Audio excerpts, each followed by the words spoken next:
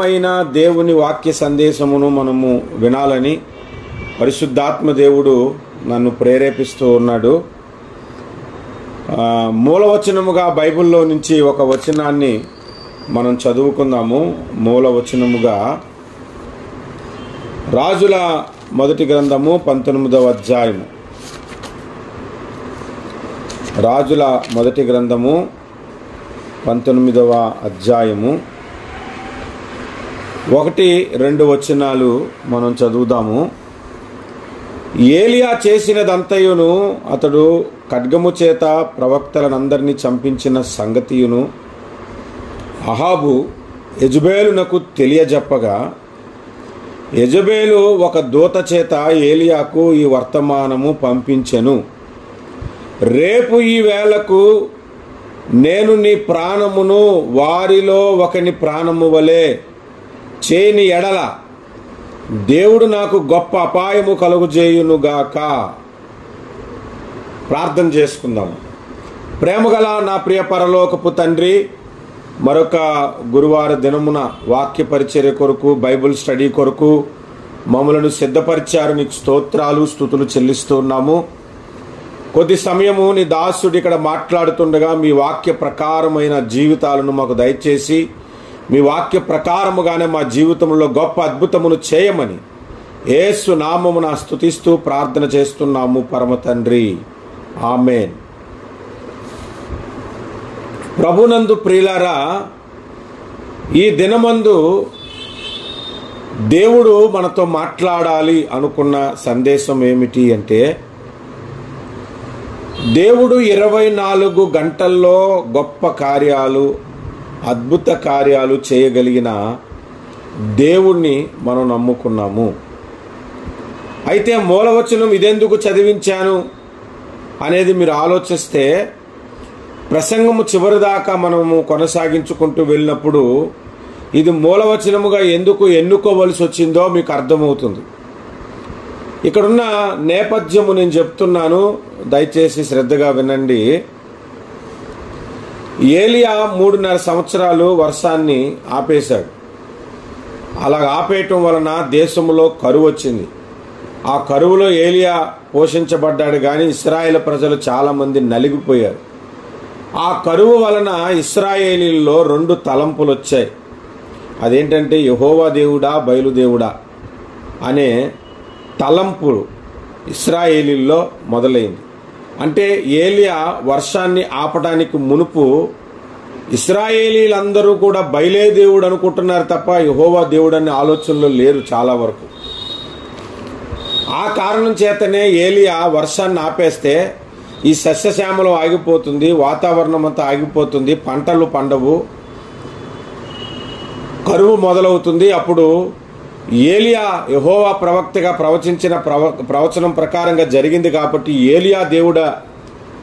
ఏలియా నమ్మిన దేవుడే దేవుడై ఉండాలి అనే ఆలోచన ప్రజల్లోనికి వస్తుందని ఏలియా కర్మేలు పర్వతం మీద దేవునితో డిస్కస్ చేసి, ప్రార్థన చేసి రాజదర్బారుకు వచ్చి వర్షాన్ని ఆపేశాడు. అంటే మీకు క్లుప్తంగా నేను చెప్పుకుంటూ వస్తున్నా. ఆ తర్వాత ఇశ్రాయేలీల్లో 2 తలంపులు మొదలయ్యాయి, యెహోవా దేవుడా, బయలుదేవుడా అని.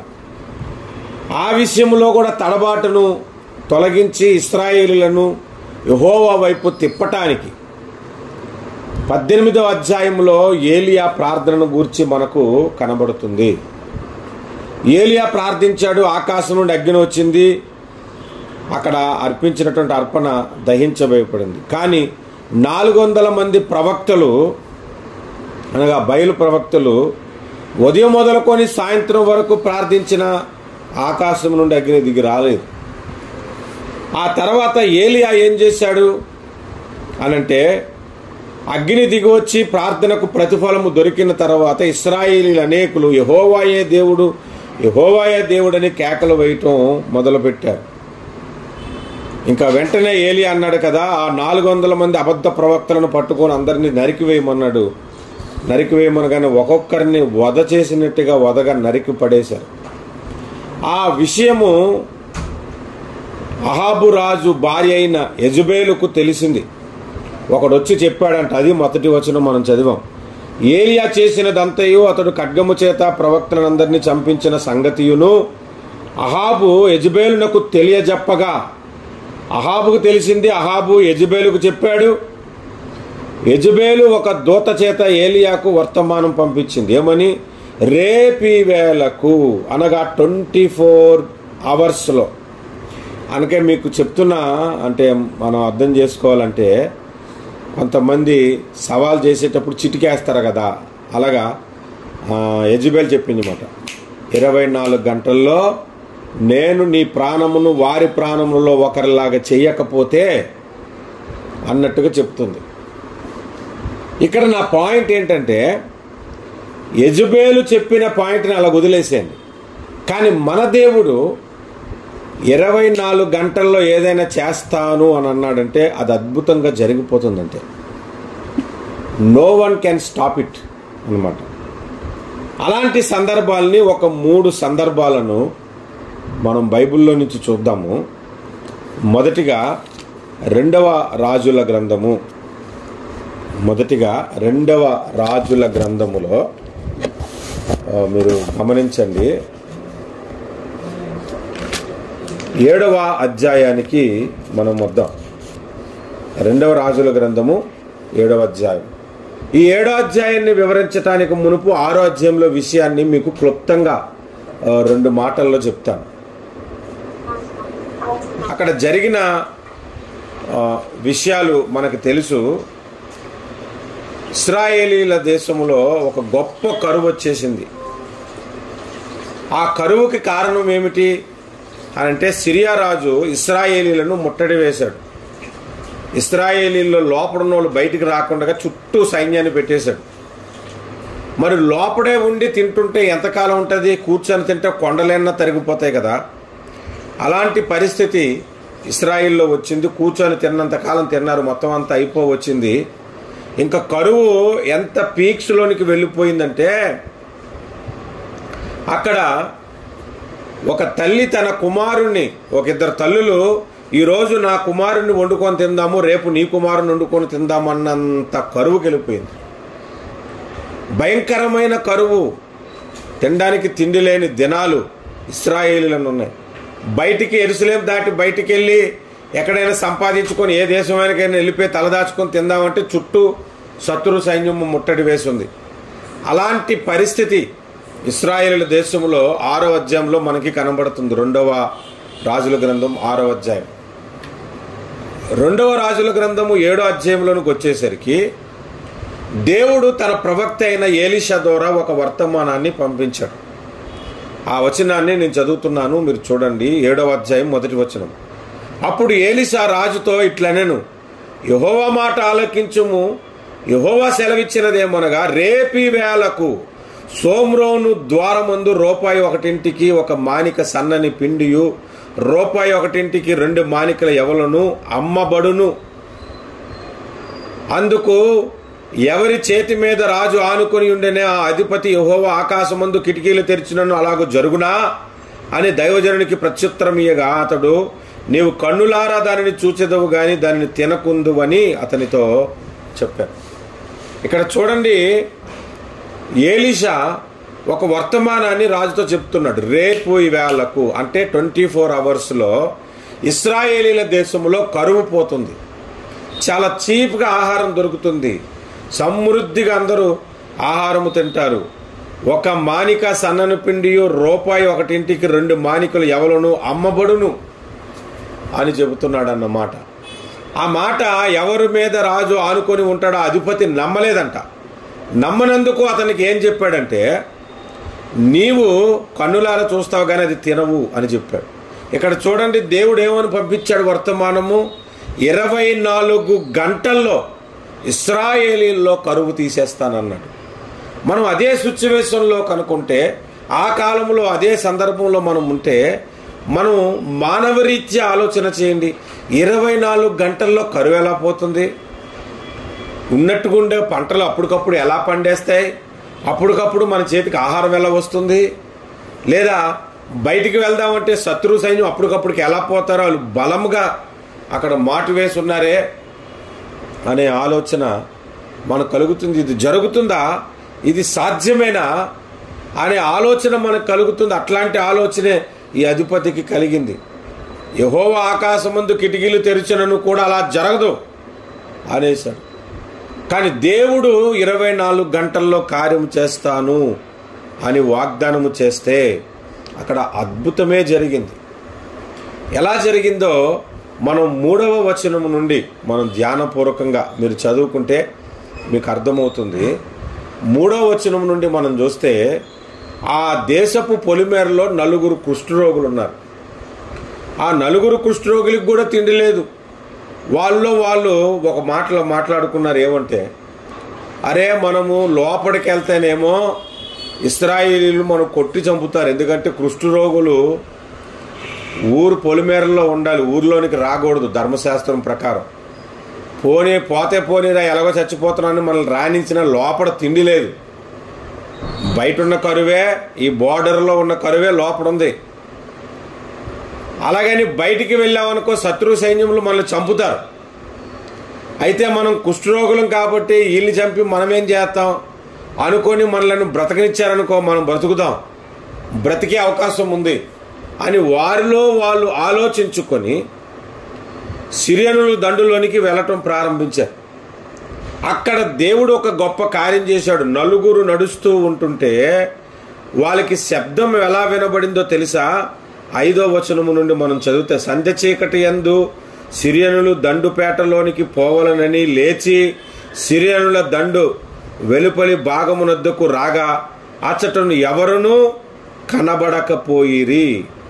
4వ వచనం కూడా చూడండి. పట్టణములోనికి పోవుదాం అనుకుంటిమా, పట్టణమందు క్షామమున్నదని అచ్చట చచ్చిపోవుదము, ఇచ్చట ఊరక కూర్చున్నను ఇచ్చట చచ్చిపోదము, పదండి సిరియనులు దండుపేటలోనికి పోదుము రండని వారు మనలను బ్రతకనిచ్చినలా బ్రతుకుదము, మనలను చంపినా చత్తుమని చెప్పుకొని ఆ సంధ్య చీకటి వేళ ప్రయాణం చేశారంట. 6వ వచనం చూస్తే, యెహోవా వారు రథముల ధ్వని, గుర్రముల ధ్వనియు, గొప్ప సమూహము ధ్వనియు సిరియనులకు దండునకు వినబడినట్లు చేయగా.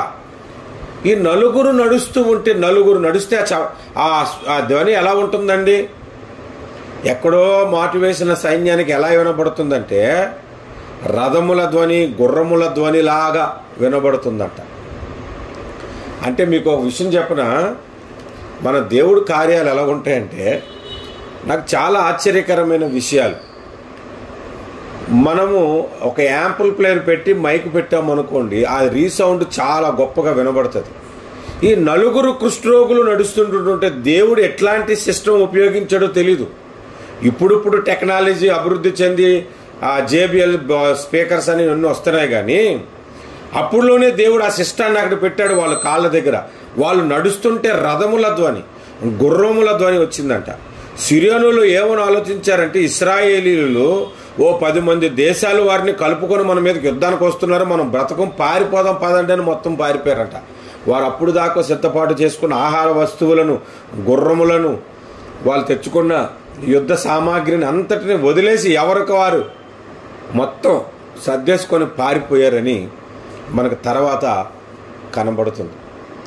ఈ కుష్ఠరోగులు 4 సిరియనుల దండుపేట దగ్గరకు వచ్చేసరికి సిరియనులు ఎవరు లేకపోవటం చూచి తిన్నంత తినేసి వారికి కావలసిన బంగారము వెండి దాచిపెట్టుకొని, ఒరే ఎంత సంపాదించుకున్నా ఇదంతా మనమేం చేసుకుంటాము, మన ప్రజలు ఆహారం లేని స్థితిలో ఉన్నారు, వారి దగ్గరికి పోయి ఈ విషయం చెప్దాం వచ్చి తింటారని చెప్పి ప్రజలలోనికి వెళ్ళిపోయి ఇశ్రాయేలు దేశంలోనికి వెళ్ళిపోయి సిరియనుల దండి దగ్గరికి వెళ్ళి అక్కడ ఎవరూ లేరు, అక్కడ ఆహారం సమృద్ధిగా ఉంది, ఇగో మేము కడుపు నిండా తిన్నాము అని చెప్తే మొదట ఇశ్రాయేలు ప్రజలు అది నమ్మలేదంట. ముందు కొంతమంది వెళ్ళి చూద్దాం, వాళ్ళు చచ్చిపోయారనుకో సిరియనుల దేశంలో మనం వెళ్ళొద్దు అనుకున్నారు. ఇలా ఒకరి తర్వాత ఒకరు విడతలుగా వెళ్ళటం చూసిన తర్వాత అక్కడ సిరియనులు ఎవరు లేకపోయేసరికి సమృద్ధిగా ఆహారం దొరికింది. దోచుకున్నంత దోచుకొని 24 గంటలు గడిచేసరికి ఇశ్రాయేలు దేశంలో కరువు పోయింది. అంటే దేవుడు 24 గంటలు సమయం ఇస్తే ఆ కార్యము దేవుడు చేయుటకు సమర్థుడు, శక్తిమంతుడు. 24 గంటల్లో కరువును తీసేశాడు మన దేవుడు. మీ జీవితంలో, నా జీవితంలో దేవుడు తలుచుకుంటే 24 గంటల్లో మన పరిస్థితిని తారుమారు చేసేస్తాడు.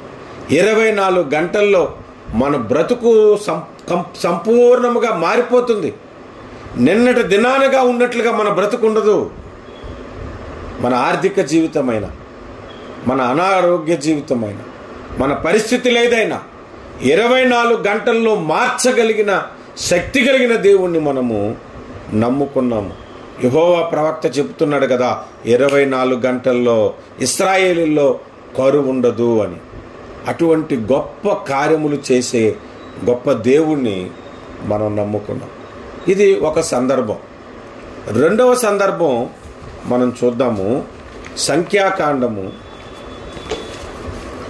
17వ అధ్యాయం. సంఖ్యాకాండము 17వ అధ్యాయంలో ఇక్కడ కూడా 24 గంటల్లో ఒక అద్భుతము జరగటం మనకి కనబడుతుంది. ఏమిటంటే, ఇశ్రాయేలీల్లో 16వ అధ్యాయం గుర్తుపెట్టుకుందాం ఒకసారి. సంఖ్యాకాండం 16వ అధ్యాయంలో ఇశ్రాయేలీల్లో కోరాహు కుటుంబము, కోరాహుతో 250 మంది మోసే అహరోనుల మీద సనుక్కున్నారు. నువ్వు ఒక్కడవే నా పరిశుద్ధుడివి, మేము అందరం పరిశుద్ధులమే, నిన్నొక్కడే నా దేవుడు ఏర్పాటు చేసుకున్నాడు, మమ్మల్ని కూడా ఏర్పాటు చేసుకున్నాడు అనే టాపిక్ వచ్చింది అక్కడ. మోసే మీద తిరుగుబాటు చేసినప్పుడు మోసే దేవుని దగ్గర మొరపెట్టాడు, మీ అందరికీ నేను తీర్పు తీరుస్తాను, అందరూ ప్రత్యక్షపు గుడారం దగ్గరకు వచ్చేయమన్నాడు. అందరూ ఆ 250 మంది వచ్చారు. కోరాహు కుటుంబం వచ్చింది. దేవుడు ఒక అద్భుతమైన తీర్పు తీర్చాడు. ఏంటంటే, భూమి నోరు తెరిచి కోరాహు కుటుంబీకులు సజీవులుగా మింగివేయబడ్డారు. అఫ్కోర్స్ కోరాహు కుమారులు రక్షింపబడ్డారు, అది కాదు ఇక్కడ మన సందర్భం. కానీ 250 మందిని ఆకాశం నుండి అగ్ని వచ్చి వారిని కాల్చివేసింది, మాడిపోయారు, ఫ్రై అయిపోయారు అక్కడే. ఆ తర్వాత ఇశ్రాయేలీలందరూ కూడా గుమ్ముకూడి, ఇంతమంది చనిపోవటానికి కారణము అహరోను మీరే అయ్యారు, మిమ్మల్ని దేవుడు ఏర్పాటు చేసుకున్నాడంటే మేము ఎలా నమ్మమంటావు అనే పరిస్థితి వచ్చింది. అంటే సంఖ్యాకాండం 16:41 నుంచి ఆ పరిస్థితి వచ్చింది. అందుకు దేవుడు 17వ అధ్యాయంలో ఒక మాట చెప్పాడు. యెహోవా ఏర్పాటు చేసుకున్నవాడు ఎవరో, ఏ గోత్రాన్ని ఏర్పాటు చేసుకున్నాడో, ఏ గోత్రంలో ఏ వ్యక్తులను ఏర్పాటు చేసుకున్నాడో నేను తీర్పు తీరుస్తాను. ప్రతి గోత్రము ఒక ప్రధానిని ఏర్పాటు చేయండి, వారి చేతి కర్రలను తీసుకొని వచ్చి యెహోవా మందిరములో అది పెట్టమని చెప్పాడంట. చూడండి 17వ అధ్యాయం 1వ వచనం నుండి నేను చదువుతున్నాను. యెహోవా మోసేకి ఇలాగు సెలవిచ్చాను, నీవు ఇశ్రాయేలుతో మాట్లాడి వారి యొద్ద నొక్కొక్క పితరుల కుటుంబము నొక్కొక్క కర్రగా, అనగా వారి ప్రధానుల యొద్ద వారి పితరుల కుటుంబముల చొప్పున 12 కర్రలను తీసుకొని ఎవరి కర్ర మీద వారి పేరును వ్రాయము. లేవి కర్ర మీద లేవి అహరోను పేరును వ్రాయవలను. ఏలయనగా పితరుల కుటుంబంలో ప్రధానునికి ఒక్కొక్క కర్రయే ఉండవలను. నేను మిమ్మును కలుసుకొని ప్రత్యక్షపు గుడారము శాసనముల ఎదుట వాటిని ఉంచవలను. అప్పుడు నేను ఎవరిని ఏర్పరచుకుందునో వారి కర్ర చిగురించును. ఇశ్రాయేలీయులు మీకు విరోధంగా సనుగుచుండు సనుగులు నాకు వినబడకుండా మాన్పివేయుదును. కాబట్టి మోసే ఇశ్రాయేలుతో చెప్పగా వారి ప్రధానులందరూ తమ తమ పితరుల కుటుంబంలో ఒక్కొక్క ప్రధాని ఒక్కొక్క కర్ర చొప్పున 12 కర్రలను అతని యొద్దకు తెచ్చిరి. అహరోను కర్రయు వారి కర్రల మధ్య ఉండెను. ఇప్పుడు 8వ వచనం చదువుదాం. మరనాడు మోసే సాక్ష్యపు గుడారములోనికి వెళ్ళి చూడగా లేవి కుటుంబముదైన అహరోను కర్ర చిగిర్చి ఉండెను. అది చిగిర్చి పువ్వులు పూసి బాదము పండుదాయ. మరనాడు అనే పదం కనబడుతుంది ఇక్కడ. చూడండి, అహరోను కర్ర, ఇశ్రాయేలు 12 మంది కర్రలు, మొత్తం 12 కర్రలు కూడా శాసనములు ఉన్న చోటు సాక్ష్యపు గుడారంలో పెట్టారు. మరనాడు అంటే 24 అవర్స్ తర్వాత అక్కడికి వెళ్ళి చూస్తే అహరోను కర్ర చిగిరించిందంట. ఒక్క రాత్రిలో ఎండిపోయిన ఒక కర్ర, భూమి లేదు. ఒక చెట్టు చిగిరించాలంటే భూమి ఉండాలిగా, భూమి లేదు. సూర్యకాంతి ఉండాలిగా, సూర్యకాంతి లేదు. నీళ్లు ఉండాలి కదా, నీళ్లు లేవు. ఎండిపోయిన కర్ర పోనీ చిగిరించిందంట, పువ్వులు పూసిందంట, బాదము పండ్లు అయిపోయిందంట. అంటే 24 గంటల్లో ఒక ఎండిపోయిన కర్ర చిగిరించటం ఏమిటి, పుష్పించటం ఏమిటి, బాదము పండ్లు తవ్వటం ఏమిటి? ఈ ఒక్క వచనం మీద నేను ఒక అద్భుతమైన ప్రసంగం చెప్పాను, మీరు చూడండి. చిగురించాలి మొదట, రెండవది పుష్పించాలి, మూడవది ఫలించాలి. 24 గంటల్లో ఎండిపోయిన కర్ర. ఎండిపోవటం అంటే ఏమిటో తెలుసా? ఎండిపోవటం అంటే పాపము అని అర్థం. ఎండిన స్థితి పాపపు స్థితిని సూచిస్తుంది, శాపగ్రస్తమైన స్థితిని సూచిస్తుంది. ఒక చెట్టుని యేసు ప్రభు శపిస్తే ఎండిపోయింది అంటే, శపించబడింది అంటే అర్థం ఏంటంటే శాపగ్రస్తులు ఎండిపోయినటువంటి వారితో. పచ్చిమ్రానుకే మీరు ఇలాగూ చేసిన ఎడల ఎండుమ్రానుకు మీరు ఏమి చేయుదురో అని యేసు ప్రభు సిలువను మోస్తూ పలికాడు. అంటే పచ్చిమ్రాను యేసు ప్రభు, ఆయన పరిశుద్ధుడు. ఎండిమ్రాను అంటే మనము అపవిత్రులము, పాపులము. ఎండిపోయిన జీవితాన్ని ఒక్క 24 గంటల్లో చిగురింపజేశాడు మన దేవుడు. మొదట మనం ఏం చూసాం తెలుసా? 24 గంటల్లో ఆర్థిక పరిస్థితులన్నీ మార్చేశాడు. ఇప్పుడు చూస్తే 24 గంటల్లో ఆధ్యాత్మిక జీవితంలో కూడా గొప్ప మార్పును కలుగు చేయుటకు సమర్థుడు, శక్తిమంతుడు మన దేవుడు. కొంతమంది చూస్తాను 24 గంటల్లో వారి జీవితంలో గొప్ప మార్పు కలిగి యేసు ప్రభుని అంగీకరించిన వారిని నేను నా కళ్ళతో చూశాను. 24 గంటల్లో దేవుడు గొప్ప కార్యాలు చేయుటకు సమర్థుడు, శక్తిమంతుడు. 2 సందర్భాలు మనం జ్ఞాపకం చేసుకున్నాం. ఒకటి 2వ రాజుల గ్రంథంలో నుంచి, రెండవది సంఖ్యాకాండంలో నుంచి. మూడవది కూడా మనం చూద్దాము, ఆ తర్వాత మనం ఒక చిన్న వివరణతో ముగించుకుందాం. యెహోషువ గ్రంథము 11వ అధ్యాయం. యెహోషువ గ్రంథము 11వ అధ్యాయం. ఇశ్రాయేలీల మీదకి 11 మంది దేశపు వారు యుద్ధానికి వచ్చారు. ఎంతమంది అంటే 14 దేశాలు వారు వచ్చారు. ఆ 14 దేశాల వారి పేర్లు ఈ 11వ అధ్యాయం 1వ వచనం నుండి మనం చదవచ్చు. ఆసోరు రాజైన యాబీజును, జరిగిన వాటిని గూర్చి విని మాదోను రాజైన యోబాబును, సిమ్రోను రాజుకును, అక్షాపు రాజుకును, ఉత్తర దిక్కునున్న మన్యపు దేశంలోని కిన్నెరేతు, దక్షిణ దిక్కునున్న అరాబాతులోను, షేఫేలాలోను, పడమటనున్న దోరు మన్యములోను ఉన్న రాజులకును, తూరు పరమటి దిక్కుల యందలి కనానీయులకును, అమోరీయులకును, హిత్తీయులకును, పెర్జీయులకును, మన్యములోనున్న ఎబూసీయులకును, మిస్సా దేశమందలి హెర్మోను దిగువనందు హివ్వీలకును వర్తమానము పంపగా, వారు సముద్ర తీరమందలి ఇసుక రేణువులంత విస్తారముగా తమ సైన్యములందరినీ సమకూర్చుకొని విస్తారమైన గుర్రములతో రథములతోను బయలుదేరి ఆ రాజులందరూ కూడుకొని ఇశ్రాయేలుతో యుద్ధము చేయుటకు మెరోము నేళ్ల యొద్దకును వచ్చి దిగగా, 6వ వచనంలో దేవుడు మాట్లాడుతున్నాడు చూడండి. యెహోవా వారికి భయపడకము, రేపీ వేళకు ఇశ్రాయేలు చేత సంహరింపబడిన వారినిగా నేను వారందరినీ మీకు అప్పగించెదను అన్నాడు. 24 గంటల్లో ఒక చిన్న దేశము 14 దేశాలను జయించే శక్తి, సామర్థ్యము అనుగ్రహించాడు. 24 గంటల్లో వాళ్ళు ప్లాన్ చేసుకొని పగడబందీగా 14 దేశాల వారు వచ్చారు కదా, వారిలో ఒక్కడు కూడా మీ ఎదుట నిలబడడం, మొత్తం పారిపోతారన్న. వాళ్ళు మీకు అప్పగిస్తానన్నాడు దేవుడు 24 గంటల్లో. ఈ 3 సందర్భాల్లో మనం జ్ఞాపకం చేసుకుంటే మన ఆర్థిక పరిస్థితి అయినా 24 గంటల్లో మార్చేస్తాడు, మన కుటుంబ పరిస్థితి అయినా 24 గంటల్లో మార్చేస్తాడు, మన ఆధ్యాత్మిక జీవితమైన 24 గంటల్లో మార్చేస్తాడు. మన దగ్గరికి శత్రువులుగా కోట్ల మంది రానే 24 గంటల్లో మన ముందు వారు నిలవబడకుండా చేయుటకు శక్తి కలిగిన దేవుణ్ణి మనం నమ్ముకున్నాం. That is the main message దేవుడు మీకు చెప్పమని నాకు ఇచ్చాడు. 24 గంటల్లో ఇన్ని అద్భుతాలు దేవుడు చేశాడు. చూసారా ఎట్లాంటి కార్యాలండి ఇవి? గొప్ప కార్యాలు కదా. అపోస్తుల కార్యాలు మనం చదివితే 12వ అధ్యాయంలో కూడా 24 గంటల్లో తన సేవకుని పక్షముగా దేవుడు ఒక దూతను పంపాడు. పేతురుని అరెస్ట్ చేశారు. అప్పటికే యాకోబు తలను నరికేశారు. పేతురుని అరెస్ట్ చేశారు. అరెస్ట్ చేసి ఆయన సెల్లో పడేశారు. కానీ సంఘము ప్రార్థన చేస్తూ ఉండగా దేవదూత రావటము, చెరసాలు బద్దలవ్వటము, పేతురుని బయటికి తీసుకురావటము. తెల్లారేసరికల్లా పేతురు తన సంఘం ఎదుట ఉన్నాడు, ప్రార్థన చేస్తున్న వారు ఎదుటున్నాడు. అంటే 24 గంటలు గడవక మునిపే తన సేవకుని పట్ల దేవుడు గొప్ప కార్యం చేశాడు. అయితే నేను చెప్పాలనుకున్నది ఏంటో తెలుసా?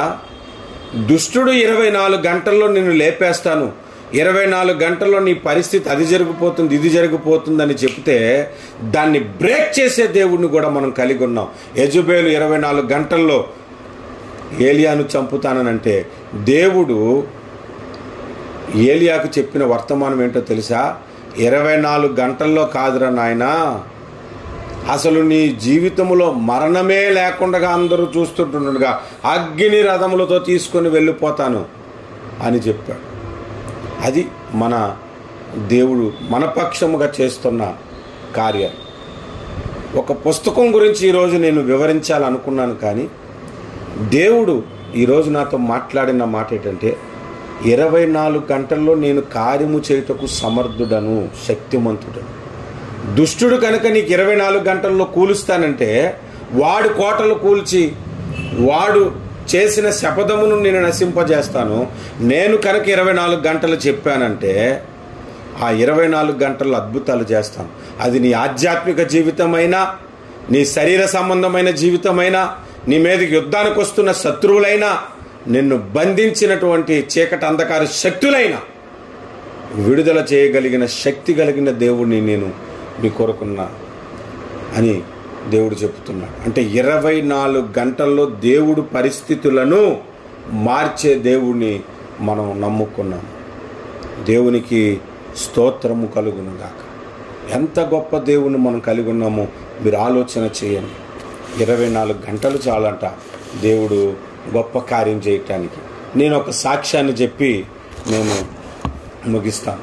సింగపూర్ దేశంలో నేను సేవ చేస్తూ 2004వ సంవత్సరం ఆ సమయంలో నాకు డిపార్ట్మెంట్లో ఒక వ్యక్తికి సువార్త చెప్పాను. తమిళియన్ ఆయన, వాడికి క్రీస్తు అంటే అసలు ఇష్టం ఉండదు. వాడికి తమిళ్లో సువార్త చెప్పాను నేను. సువార్త చెప్పిన తర్వాత వాడు పోయి డిపార్ట్మెంట్ హెడ్కి కంప్లైంట్ రాశాడు నా మీద. ఇది కంపెనీయా లేకపోతే చర్చా నాకు తెలియట్లేదు. వాడు పనిచేస్తూ నాకు యేసుప్రభు గురించి చెప్తాడు, మీరు దీని మీద యాక్షన్ తీసుకోవాలి. ఆ డిపార్ట్మెంట్ హెడ్కి చెప్తే డిపార్ట్మెంట్ హెడ్ ఏం చేశాడంటే వాడి కింద ఉన్న వాడికి ఆ కేసుని అప్పగించి ఇదేంటో వచ్చింది, సుదర్శన మీద కంప్లైంట్ వచ్చింది, ఆడికి మెమో ఇస్తావో లేకపోతే ఆడికి వార్నింగ్ ఇస్తావో నువ్వు చూడని అన్నాడు. ఎవరికైతే కంప్లైంట్ వచ్చిందో ఆ వ్యక్తి పేరు గణేష్. వాడు మలేషియన్ అన్నమాట. వాడికి క్రిస్టియన్ అంటే అసలు నచ్చదు. ఆ లెటర్ తీసుకొని తిన్నగా చొక్కా పై గుండి విప్పి ఇలా పైకి ఎగరేసుకొని నా దగ్గరకు వచ్చి నాకు వార్నింగ్ ఇచ్చాడు. ఏంటంటే 24 గంటల్లో నువ్వు ఇండియాలో ఉంటావు, నువ్వు సింగపూర్ మళ్ళా రావు, 24 గంటల్లో నువ్వు ఇండియాలో ఉంటావు అని చెప్పాడు. నాకు వార్నింగ్ ఇచ్చాడు. అప్పటికే వాడు చాలామందికి ఉద్యోగాలు తీసి ఇండియాకు పంపించాడంట. ఆ వార్నింగ్ ఎప్పుడైతే నాకు వచ్చిందో డిపార్ట్మెంట్లో అందరూ అన్నాడు, నువ్వు ఇంటికి వెళ్ళిపోవడమే, డౌటే లేదు. వాడు ఇప్పటికి చాలామందిని పంపించేశాడు. అలాగా వాడితో పెట్టుకున్న వాళ్ళు నువ్వు మొత్తం సర్దేసుకో అని దేవుడు చెప్పాడు. అతను మా డిపార్ట్మెంట్ వాళ్ళు చెప్పాడు. అయితే ఆ రాత్రి నేను ప్రార్థన చేసుకున్నాను. మా అమ్మకు ఫోన్ చేశాను. నా అమ్మ నేను రేపు లేదా ఎల్లుండి కల్లా నేను ఇండియాకి వచ్చేస్తున్నాను, నా జాబ్ పోయిందని కూడా చెప్పేశాను. అయినా రాత్రి అంతా ప్రార్థన చేస్తున్నాను, ఉన్నట్టుగా జాబ్ పోతే ఎలాగా అని. అప్పటికి నేను కేవలం బిలీవర్ను మాత్రమే, పెద్ద ప్రార్థన తెలీదు, బైబిల్లో లోతైన విషయాలు తెలీదు. ప్రార్థన చేసుకున్నాను. మరుసటి రోజు నేను డ్యూటీకి వెళ్ళాను. వెళ్తూనే బ్యాగ్ మొత్తం సర్దేసుకున్నాను, పంపించేస్తే వెళ్ళిపోవాలి కదా అని. పాస్పోర్ట్ అది ప్రిపేర్ చేసుకున్నాను. డ్యూటీకి వెళ్ళాను. డిపార్ట్మెంట్ హెడ్ పిలిచాడు, యథావిధిగానే జాబ్ ఇచ్చాడు, జాబ్ చేసుకోమని. నేను జాబ్ చేస్తూ ఉంటుండగా మా ఫ్రెండ్ వచ్చి, ఇంతకుముందు పంపించిన వాళ్ళు కూడా జాబ్ ఇచ్చారా బాబు, జాబ్ చేస్తున్నప్పుడు మధ్యలో పిలిచారు, నువ్వు సర్దుకొని ఇంటికి వెళ్ళిపో అన్నారు, నిన్ను కూడా మధ్యలో పిలుస్తారా అన్నారు. ఉదయం 10 అయిపోయింది, ఎవరు నన్ను పిలలేదు. మధ్యాహ్నం 12 గంటలకి యథావిధిగా క్యాంటీన్కి వెళ్ళాను, భోజనం చేశాను. సాయంత్రం అయిపోయింది, నన్ను ఎవరు పంపించలేదు. మరుసటి రోజు డ్యూటీకి వచ్చాను, నన్ను ఎవరు పంపించలేదు. ఆ మరుసటి రోజు వచ్చాను, 3వ రోజు పంపించలేదు. నన్ను పంపించేస్తానన్న వ్యక్తి ఆ మరుసటి రోజు నుంచే డ్యూటీకి రావట్లేదు. ఏమైందబ్బా, అతను డ్యూటీకి రావట్లేదు, నన్ను కూడా పంపించేస్తాను అనట్లేదు అనుకుంటున్నాను. 3 రోజుల తర్వాత తెలిసిన విషయం ఏమిటంటే, నన్ను ఎవడైతే పంపించేస్తానన్నాడు ఆ రోజు అతడు డ్యూటీ దిగి ఇంటికి వెళ్తున్నప్పుడు అతనికి బైక్ యాక్సిడెంట్ జరిగింది. పెద్ద లోయలోనికి పడిపోయాడు. పడిపోయిన తర్వాత 3వ రోజున అతను ఐడెంటిఫై చేశారంట. అప్పుడు ఆయన ఇంకా బ్రతికే ఉన్నాడు. అతను గణేష్ అతని పేరు. అతన్ని తీసుకెళ్లి హాస్పిటల్ అడ్మిట్ చేస్తే 3 నెలలు ఎంసీ ఇచ్చింది హాస్పిటల్. 2 కాళ్ళు ఇరిగిపోయాయి, చేతులు ఇరిగిపోయింది, మెడ ఇరిగిపోయింది, అన్నీ అతికించారనమాట. అతికించి 3 నెలల తర్వాత అతడు కొంచెం నడవటం మొదలుపెట్టి 6 నెలల తర్వాత మరలా ఉద్యోగానికి వచ్చాడు. ఈ 6 నెలలు నేను ఉద్యోగం చేస్తూనే ఉన్నాను. అప్పటికి కూడా నన్ను భయపడుతుంది ఏంటి తెలుసా, వాడు ఉద్యోగం నుంచి వచ్చిన తర్వాత పంపించేది అట్లాంటాడని అన్నారు. 6 నెలల తర్వాత నేను పని చేసుకుంటుంటే నన్ను పిలిచాడు. ఏమని పిలిచాడో తెలుసా, తంబి ఇంత పక్క వా తంబి అని పిలిచాడు. అంటే తమ్ముడా ఇలా రా అని పిలిచాడు. నేను దగ్గరికి వెళ్ళాను. నేను నీతో కొంచెం మాట్లాడాలి, నా ఉన్నకాడ కొంచెం పేసటమే అని చెప్పాడు. లోపలికి వెళ్ళిన తర్వాత నువ్వు యేసుప్రభుని నమ్ముకొని ఎంతకాలం అయిందని అడిగాడు. ఎందుకన్నా నన్నే అడుగుతున్నావు ఈ ప్రశ్నలు అంటే, అతడు నాకు ఒక మాట చెప్తున్నాడు. నేను నీకు వార్నింగ్ ఇచ్చి వెళ్ళాను, నాకు క్రిస్టియన్స్ అంటే నచ్చదు, నాకు బైక్ యాక్సిడెంట్ అయింది, హాస్పిటల్లో ఉన్నప్పుడు ఒక క్రైస్తవురాలు ప్రతిరోజు నా ఆరోగ్యం కొరకు ప్రార్థన చేసింది, నా గుండె కరిగిపోయింది. నేను నమ్ముకున్న దేవుళ్ళలో ఒక్కడు నా కొరకు వచ్చి ప్రార్థన చేస్తాననలేదు, నా కొరకు కుడుకుపోయి కొబ్బరికాయ కొడతాననలేదు. ఒక క్రైస్తవురాలు ప్రార్థన చేసింది. నేను అప్పుడు అనుకున్నాను, ఒక క్రైస్తవుడిని పంపించాలనుకున్నాను, దేవుడు నాకు ఈ స్థితి తీసుకొచ్చాడు, క్రైస్తవుల జోలికి ఎప్పుడు పోకూడదు అనుకున్నాను. 24 గంటల్లో వాడికి యాక్సిడెంట్ అయ్యింది. 3 నెలలకు బాగుపడ్డాడు, 6 నెలలకు ఉద్యోగానికి వచ్చాడు. 6 నెలల తర్వాత నన్ను సూపర్వైజర్ చేశాడు డిపార్ట్మెంట్. అది మన దేవుడు చేయుటకు శక్తిమంతుడు, సమర్థుడు. ఈరోజు నేను ఆమోసు గ్రంథమును గురించి ప్రిపేర్ అవుతూ మీకు చెప్పాలని, ఆ గ్రంథం యొక్క వివరణ నేను తెలియజేయాలని ఎంతో ఆశపడ్డాను. కానీ నేనున్న పరిస్థితి, రేపుడికి మధ్యాహ్నం 12 కల్లా మా పాపకి ఫీజు కట్టాలి. 24 గంటల్లో దేవుడు నా జీవితంలో అద్భుతం చేస్తాడని నమ్మాను. మీ జీవితంలో చేస్తాడు. ఎలాంటి కార్యములలోనైనా గొప్ప కార్యాలు చేస్తాడు. ఐ బిలీవ్ 24 గంటల్లో నాకు లోను కూడా అప్రూవ్ అయిపోతుందని నేను నమ్ముతున్నాను. నేను నమ్ముతున్న దేవుడు గొప్ప దేవుడు, మనం నమ్ముతున్న దేవుడు గొప్ప దేవుడు, అద్భుతాలు చేసే దేవుడు. 24 గంటల్లో పరిస్థితులను మార్చే దేవుడిని మనం కలిగి ఉన్నాం. దేవుడి వర్తమానమును మన వినికిడిలో దీవించి ఆశీర్వదించునుగాక. ప్రార్థన చేసుకుందాము.